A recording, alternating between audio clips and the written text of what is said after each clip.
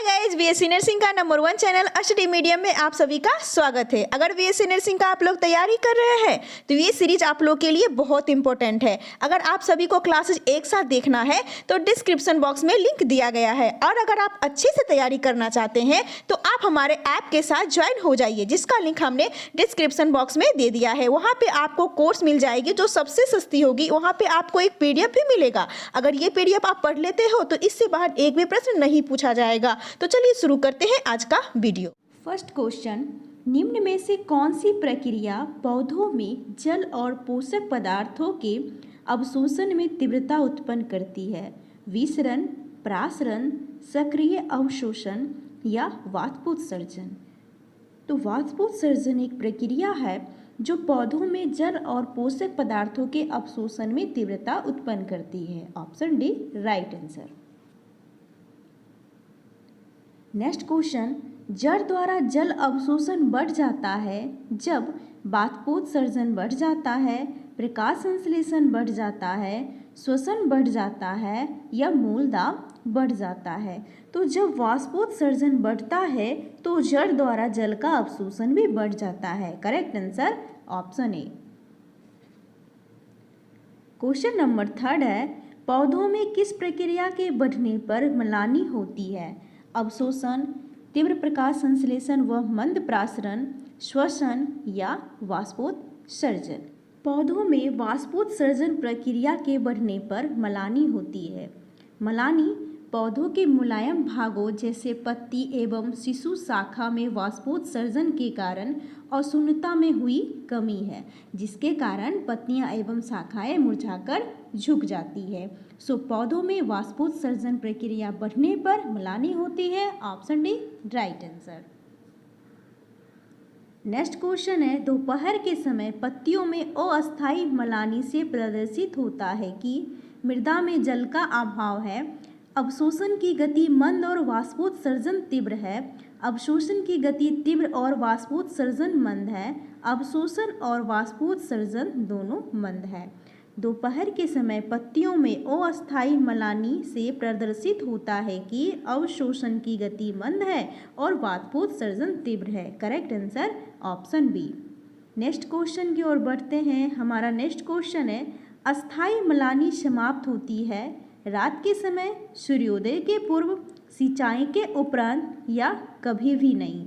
तो अस्थायी मलानी समाप्त होती है सिंचाई के उपरांत। अस्थायी मलानी यह भूमि में जल की वह मात्रा है जिस पर पौधे मुरझा जाते हैं तथा अंधेरे व संतृप्त वातावरण में रखने पर भी रिकवर नहीं हो पाते जब तक बाहरी स्थान से जल ना दिया जाए। सो राइट आंसर, अस्थायी मलानी सिंचाई के उपरांत समाप्त होती है। Option C correct answer.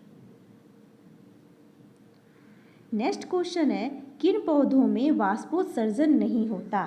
शैवाल, कवक, निमग्न जल व्यापी या इनमें से सभी? तो राइट आंसर ऑप्शन डी हो जाएगा। शैवाल, कवक, निमग्न जल व्यापी पौधों में वाष्पोत्सर्जन नहीं होता। Correct answer option D. Next question की ओर बढ़ते हैं। हमारा नेक्स्ट क्वेश्चन है, एक मुरझाती पत्ती द्वारा किस प्रकार का वाष्पोत्सर्जन होता है? रंध्रीय वाष्पोत्सर्जन, वातरंध्रीय वाष्पोत्सर्जन, उपचर्मी वाष्पोत्सर्जन या इनमें से सभी प्रकार का? तो एक मुरझाती पत्ती द्वारा उपचर्मी वाष्पोत्सर्जन होता है। उपचर्मी वाष्पोत्सर्जन थोड़ी मात्रा जल वाष्प की हानि पत्तियों के अधिस्तरीय कोशिकाओं के उपचर्म से प्रत्यक्ष वाष्पीकरण द्वारा हो जाती है। इसे ही उपचर्मी वाष्पोत्सर्जन कहा जाता है। Right answer option C. Next question है, शाकीय पौधों द्वारा अवशोषित जल में से कितने प्रतिशत वाष्पोत्सर्जन द्वारा उड़ जाता है? 98%, 79%, 59% या 19%?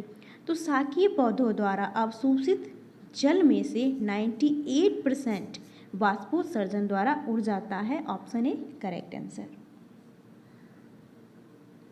अगला क्वेश्चन है, पत्ती के चारों ओर CO2 की सांद्रता अधिक हो जाने से रंध्रों पर क्या प्रभाव पड़ेगा? वे खुलने लग जाएंगे, वे आंशिक बंद हो जाएंगे, वे काफ़ी हद तक बंद हो जाएंगे या उनके खुलने पर कोई प्रभाव नहीं होगा। तो पत्ती के चारों ओर CO2 की सांद्रता अधिक हो जाने से रंध्र काफ़ी हद तक बंद हो जाएंगे। Option C is the right answer. Next question है, वाष्पोत्सर्जन का क्रिया स्पेक्ट्रम क्या है? नीला एवं सुदूर लाल, नीला एवं लाल, हरा एवं पराबैंगनी, नारंगी एवं लाल। तो वाष्पोत्सर्जन का क्रिया स्पेक्ट्रम नीला एवं लाल। Option B right answer. Next question की ओर बढ़ते हैं। हमारा नेक्स्ट क्वेश्चन है, निम्न में से किस अवस्था में वाष्पोत्सर्जन कम हो जाएगा? वायुमंडल के तापक्रम के बढ़ जाने पर, तेज सूर्य के प्रकाश में, आपेक्षिक आर्द्रता बढ़ जाने, प्रतिरोध या उपयुक्त सभी स्थितियों में। राइट आंसर ऑप्शन सी होगा, आपेक्षिक आर्द्रता बढ़ जाने, प्रतिरोध अवस्था में वाष्पोत्सर्जन कम हो जाता है। Right answer option C. Next question, निम्नलिखित में से कौन सा वक्तव्य सही नहीं है? वाष्पोत्सर्जन की गति पत्ती और वायुमंडल की आपेक्षिक आर्द्रता में अंतर के व्युत्क्रमानुपाती होता है। यह सही नहीं है। पोटोमीटर का उपयोग कटी शाखाओं द्वारा जल अवशोषण की गति मापने में किया जाता है। यह सही है। वाष्पोत्सर्जन का क्रिया स्पेक्ट्रम नीला और लाल प्रकाश होता है। यह भी सही है। अधिक ऊंचाई वाले भागों में अधिक वाष्पोत्सर्जन होते हैं। यह भी सही है। सो राइट आंसर ऑप्शन ए, वाष्पोत्सर्जन की गति पत्ती और वायुमंडल की आपेक्षिक आर्द्रता के अंतर के व्युत्क्रमानुपाती होते हैं। यह सही नहीं है। नेक्स्ट क्वेश्चन है, किन कारणों से एक वृक्ष की एक छाया एक छत की छाया से अधिक ठंडी होती है? बिंदु स्राव के कारण, हरी पत्तियों के कारण, वाष्पोत्सर्जन के कारण या प्रकाश संश्लेषण के कारण? वाष्पोत्सर्जन के कारण एक वृक्ष की एक छाया एक छत की छाया से अधिक ठंडी होती है। Correct answer option C. अगला क्वेश्चन है, ताप बढ़ने के साथ साथ वाष्पोत्सर्जन की गति कैसे प्रभावित होती है? घटती जाती है, बढ़ती जाती है, शाकीय पौधों में घटती है और वृक्षों में बढ़ती है, एकदम रुक जाती है। ताप बढ़ने के साथ साथ वाष्पोत्सर्जन की जो गति होती है वह भी बढ़ती है। Option B correct answer.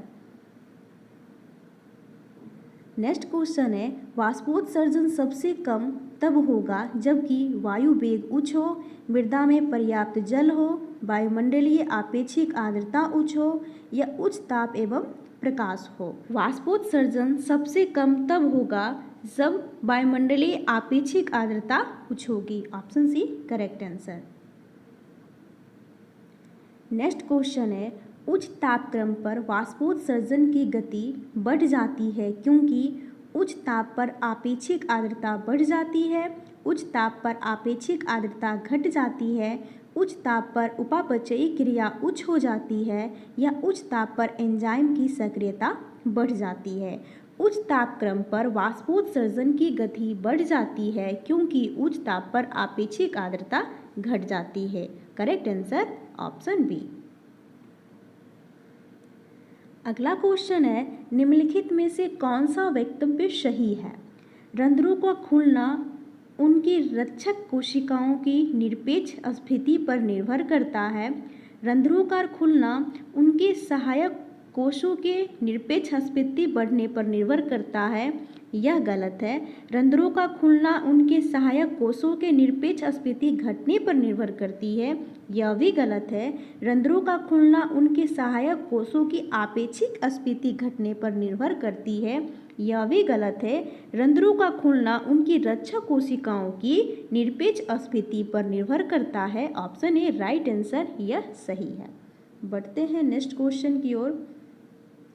Next question है, जब रक्षक कोशिकाओं को शर्करा का मंड में परिवर्तन होता है तो रंध्र छिद्र का क्या होता है? वह पूर्ण खुल जाता है, वह आंशिक खुलता है, पूर्ण बंद हो जाता है या अपरिवर्तित रहता है? तो जब रक्षक कोशिकाओं में शर्करा का मंड में परिवर्तन होता है तो रंध्र का छिद्र पूर्ण बंद हो जाता है। Option C right answer. Next question, रक्षक कोशिकाएं शेष बाह्य त्वचीय कोशिकाओं से भिन्न होती है। क्यूटिन युक्त मोटी कोशिका भित्ति की उपस्थिति में, क्लोरोप्लास्ट की उपस्थिति में, क्लोरोप्लास्ट की अनुपस्थिति और स्टार्च शक्कर परिवर्तित करने वाले एंजाइम की उपस्थिति में, बड़े आकार के मनप्लवक की उपस्थिति में। तो रक्षक कोशिकाएं शेष बाह्य त्वचीय कोशिकाओं से भिन्न होती है क्लोरोप्लास्ट की उपस्थिति में। Option B right answer. Next question है, जल का विभव जाइलम वाहिकाओं में कम हो जाता है, इसका कारण है उच्च प्रासरणीय सांद्रता, उच्च प्रासरणीय दाब, बाष्पोत्सर्जन द्वारा बना तनाव या मूल दाब। मूल दाब, जल का विभव जाइलम वाहिकाओं में कम हो जाता है मूल दाब के कारण। Option D is the right answer.